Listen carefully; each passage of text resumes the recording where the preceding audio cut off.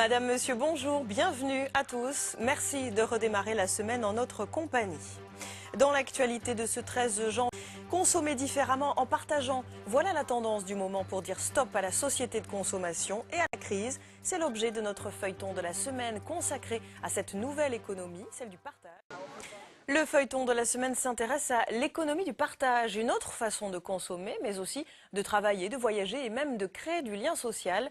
Les initiatives se multiplient depuis quelques années un peu partout en France. Et près de Toulouse, une jeune chef d'entreprise a lancé un site internet de location d'objets entre particuliers. C'est la première étape de notre série. Elle est signée Emmanuel Watt et Frédéric Dess.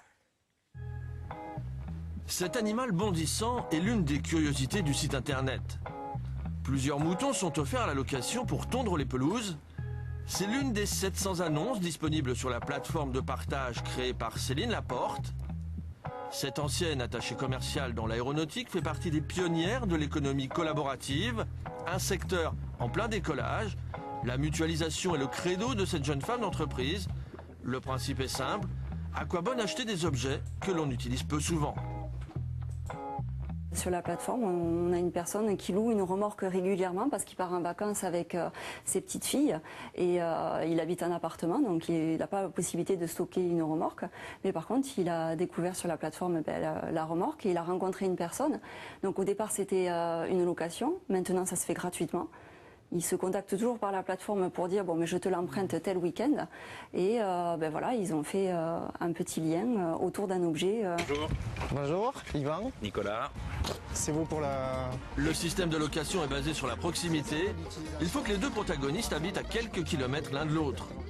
Le tarif est fixé par le loueur. Une bonne dose de confiance est également requise. En temps de crise, le développement de l'économie du partage est un pied de nez à la société de consommation. 20 € pour 15 jours, alors que j'aurais dû dépenser peut-être 200 €, même voire plus, pour avoir un objet qui dort dans mon garage le reste du temps. Oui, effectivement, j'ai fait une bonne économie et puis une bonne rencontre aussi. En plus du porte-vélo, Yvan Forêt a mis en location une vingtaine d'objets sur le site de sa voisine de bureau. Ce formateur en aéronautique loue ses locaux professionnels avec Céline Laporte, histoire de pousser la logique du partage jusqu'au bout. Il y a quand même aussi un aspect écologique. Quand on valorise vraiment cet usage, c'est pour utiliser la même ressource et qui servira à d'autres. Pareil pour le covoiturage. Quel est l'intérêt d'avoir une centaine de véhicules qui vont tous dans la même direction et qui ont tous le même point de chute? Pour se rémunérer, Céline Laporte prélève 10% sur chaque transaction effectuée. Le site Tipkin n'est pas encore rentable, mais gagne chaque jour de nouveaux adeptes.